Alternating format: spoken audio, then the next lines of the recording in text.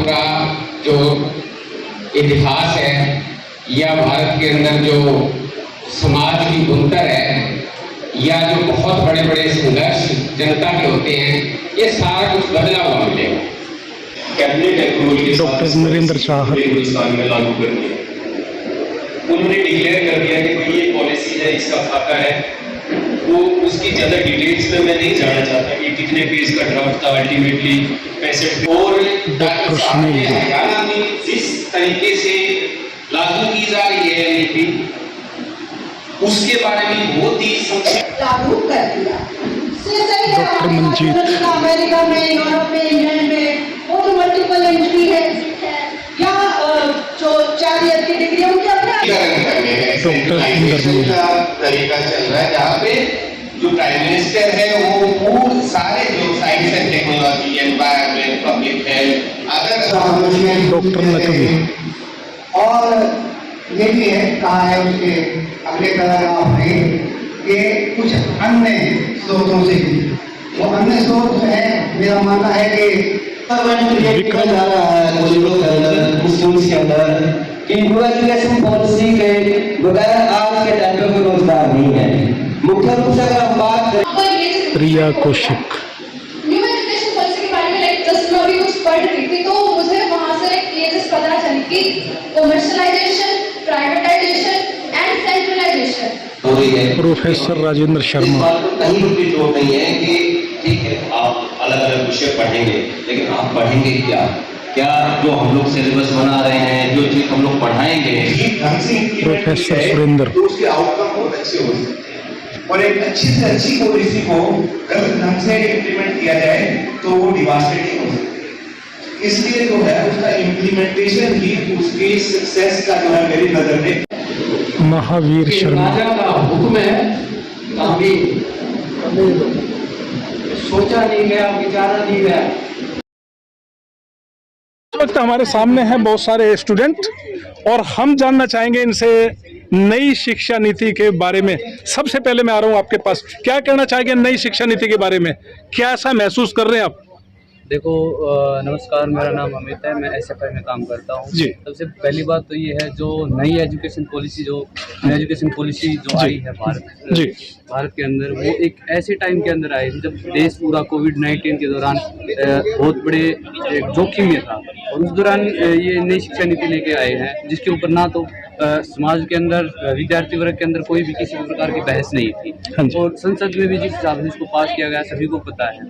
और जिस हिसाब से ये सरकार, जो बीजेपी सरकार ने बोला है कि 2030 तक लागू करेंगे, उसको 2030 तक लागू करने की बात हो रही है, लेकिन हरियाणा के अंदर 2025 तक इसको सबसे पहले लागू करने की हरियाणा सरकार बात करते हैं, क्योंकि ये बोलते हैं कि हमारे पास डबल इंजन सरकार है, तो यहाँ उसका वो फायदा उठा रहे हैं। तो इसका सीधा सीधा इफेक्ट हमारे पूरे एजुकेशन सिस्टम के ऊपर इसका डायरेक्ट रूप से प्रभाव पड़ रहा है। तो प्राइमरी के अंदर अगर हम बात करें तो ये पहले 3 साल तक इनको ये बोलेंगे आंगनवाड़ी वर्कर इनको पढ़ाएंगे, वहाँ से जेबीटी का एक बहुत बड़ा जो एक जहाँ से रोजगार मिलता था प्राथमिक लेवल का जो पीआरटी होता था, तो वो कहीं ना कहीं वो पीछे छूट रहा है और प्राथमिक लेवल पे हम उसको डिफीट मान सकते हैं। फिर दूसरा सेकेंडरी लेवल पे भी चिराग जैसी योजनाएं ये सरकार लेके आ रही है, उसके अंदर भी हम बात करें तो प्राइवेट स्कूलों को ज़्यादा इसके अंदर तवज्जो दी जाएगी, क्योंकि वो अगर वहाँ पढ़ता है तो उसको स्कॉलरशिप के नाम पे उसको दिया जाएगा, अगर वो सरकारी पढ़ता है तो उससे फीस ली जाएगी। ऐसी ऐसी इस न्यू एजुकेशन पॉलिसी के अंदर बहुत सारी चीज़ें हमको देखने को मिल रही है जो कि गरीब तबके के लिए और दलित जो खासकर हैं और पिछड़े वर्ग के जितने भी हैं जो आर्थिक रूप से कमज़ोर है, उनके लिए कहीं ना कहीं ये पॉलिसी उनको पीछे ले जाने का काम करेगी। और आप हायर एजुकेशन की भी हालात ज़्यादा इसके अंदर देख सकते हो, कैसा कि रोज़ नए दिन कोई स्कॉलरशिप रोक रहे हैं, कोई बड़ा जैसे विश्वविद्यालयों पर लगातार हमला ये बार बार कर रहे हैं कि हम आपको किसी भी प्रकार की आर्थिक सहायता नहीं देंगे। देखिए, ये न्यू एजुकेशन पॉलिसी हरियाणा के अंदर लाए गए हैं। ये वैसे तो प्रस्ताव, ये ड्राफ्ट 2016 में लागू बनाया गया था, लेकिन 4 साल जो कोविड से पहले का जो दौर देखेंगे वो भाजपा की सरकार थी पूरे देश के अंदर, उनके पास टाइम था, लेकिन उन्होंने बहसबाजी से बचने के चक्कर में सवाल ना जवाब ना देने पड़े लोगों के, इसलिए पीछे के दरवाजे से इस पॉलिसी को लेके आए और इसका प्रभाव हरियाणा के अंदर हम अभी देख रहे हैं। अभी हरियाणा के 2 स्टेट यूनिवर्सिटियों में इसको लागू किया गया, कुरुक्षेत्र यूनिवर्सिटी और जींद यूनिवर्सिटी के अंदर। हाँ जी।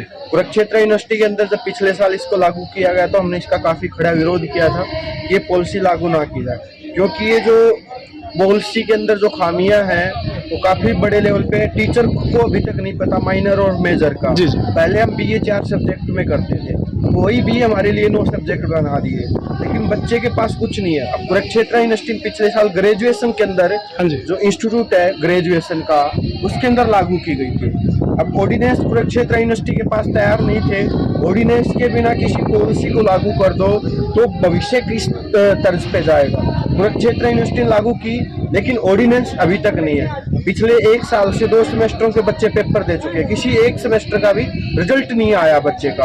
ऑर्डिनेंस नहीं होगा तो कैसे? जब हम बात करते हैं वहाँ के एग्जाम कंट्रोलर से, वाइस चांसलर से, तो किस तर्ज पे हम CGP देंगे या क्रेडिट सिस्टम रखेंगे कि 103 क्रेडिट ग्रेजुएशन के अंदर बना दिए और 85 क्रेडिट कंपलसरी पास मार्क के लिए चाहिए। अगर उससे नीचे आए तो आपको ग्रेजुएशन के पेपर दोबारा से देने पड़ेंगे। ऐसे ऐसे फेलियर जो इस पॉलिसी के अंदर दिखाई दे रहे हैं, तो ये स्टूडेंट्स के लिए घातक है। कुरुक्षेत्र यूनिवर्सिटी हरियाणा की टॉप यूनिवर्सिटियों में से आती थी और सबसे पुरानी यूनिवर्सिटी है, सबसे देश तब से चल रही है।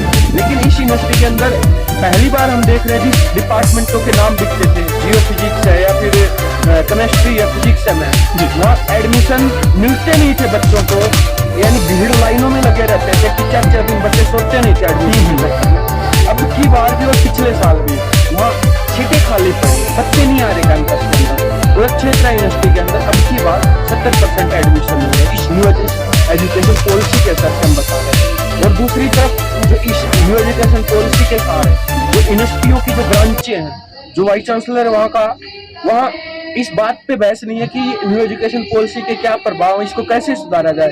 इस बात पे जरूर बहस है कि बच्चों को विदेश कैसे भेजना है। यानी सरकार का ये सारा है कि यहाँ से इस जो नौजवान है उनको विदेशों में भेजा जाए, उसको लेके कैंप आयोजित किए जा रहे हैं। ये प्रभाव है। जींद यूनिवर्सिटी के अंदर भी सेम ये सिचुएशन है कि वहाँ सीटें खाली पड़ी हैं, फीसें इतनी बढ़ गई हैं। जिस LLB में बच्चा फीस होती थी 10,000, आज उस LLB 5 ईयर की फीस 1,03,000 रुपये कर दी गई।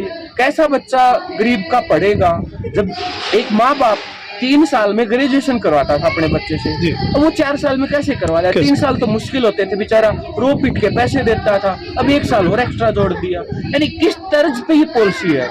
तो ये बच्चों के लिए, हरियाणा के लिए भी और देश के भविष्य के लिए खिलवाड़ है। और इसके अंदर कोई भी रोजगार का कि पिछले दिनों MBBS के बच्चे आंदोलन कर रहे थे हरियाणा के अंदर बॉन्ड पॉलिसी को लेकर, लेकिन MBBS के बच्चों के लिए वो बॉन्ड पॉलिसी तो लागू कर दी, लेकिन उनको रोजगार का वो सर्टिफिकेट नहीं दे रहे कि हम आएंगे रोजगार देंगे।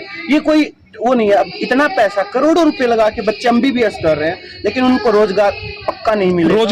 रोजगार को गारंटी नहीं, कोई गारंटी नहीं है। ये कोरा एक भविष्य के साथ खिलवाड़ है, चाहे वो किसी भी स्ट्रीम का बच्चा हो। ये न्यू एजुकेशन पॉलिसी वापस लेनी चाहिए, यही हमारे संगठन की डिमांड है। नहीं तो हरियाणा के अंदर आने वाले टाइम पे इसको एक संगठित आंदोलन हमने तय किया। 16 तारीख को हिसार में विद्यार्थियों की एक बड़ी पंचायत हम कर रहे हैं, कन्वेंशन कर रहे हैं इस न्यू एजुकेशन पॉलिसी को, और वहां से एक आंदोलन की हम घोषणा करेंगे। बहुत शुक्रिया, आपने इतनी जानकारी दी।